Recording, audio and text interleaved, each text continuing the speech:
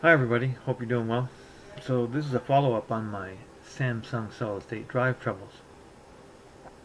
Well, some time has passed. I couldn't wait any longer. I had to deal with it. So I went down to the client's office,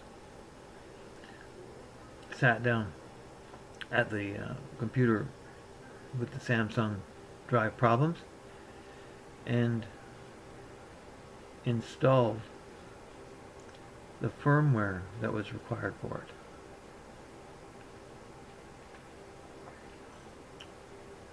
And guess what happened? Well, it wouldn't restart after that because it requires a shutdown and restart, cold start. Wouldn't boot, or actually, I think it was booting. It just couldn't load the operating system. And I tried the usual tricks, this, that, and the other. Anyway, ended up safe mode, saved my bacon, and a lot of corrupted files. System file FSC system file check, found lots and corrected them. There was a there was an application and driver for the hard drive controller, which I think is what kept it from starting. The files were corrupted. So anyway, I got rescued from that by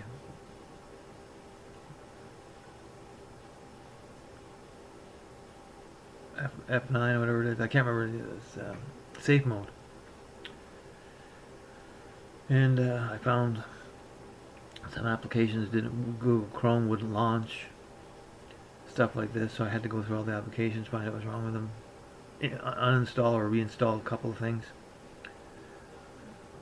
and then I backed the system up, and this time it was successful because I put another brand new 1 terabyte Samsung solid state drive in. And that brings me to the next part of this video. Have you guys ever tried to put an RMA together for a Samsung hard drive? First, you got to make an account. You know, I got so many goddamn accounts, and my password list is getting very long. It's hard not to want to just make them all the same one, but you know we're not supposed to do that. And then I go to their product page. They have two things you can do: a specific product inquiry or general inquiry. Well, I went to the product page, filled in all got my account, filled in all the information, and then you have to go to the drop down list and choose what kind of TV, whatever. It doesn't say anything. It says solid state drives. So I chose computer and something or other. And nowhere on that list could I choose my model number of my Samsung drive. So I looked through all of them and nothing. No way to choose, and so I can't continue. I cannot put the information in because I can't select the right product. So anyway, so I went to the other site, General Inquiry, and you're gonna laugh. So again, I filled in all the information, told them what I was wrong, gave them the serial number, and then I clicked submit. And I got the browser still open. Here it is right here. Email general support. This page is for Samsung Electronics customers to contact the email support in your region. So subject 870 EVO 1 terabyte SSD. I have one with a growing bad sector problem. The magic software gets more red dots and Windows is complaining. Firmware did not help, and it seems to be nowhere to start an RMA. Please, here's my serial number. Please help, Dan. So I click on the CAPTCHA 8BFHK, and I click send. Contact us.samsung.com says type the characters above. Well, I did that.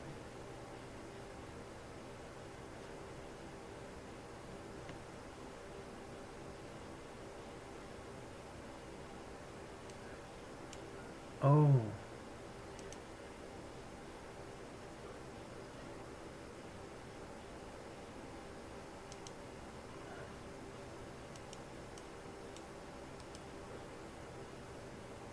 It says something else. Just a minute here. I put it in the wrong box because I did this yesterday. So let me put it in the right box. Oh, now it's this. It says something different. Hang on a minute. I gotta stop the video until I get this. Okay, now I got the error message I got before. Once you get the captcha correct, it says page unauthenticated calls. What the hell does that mean?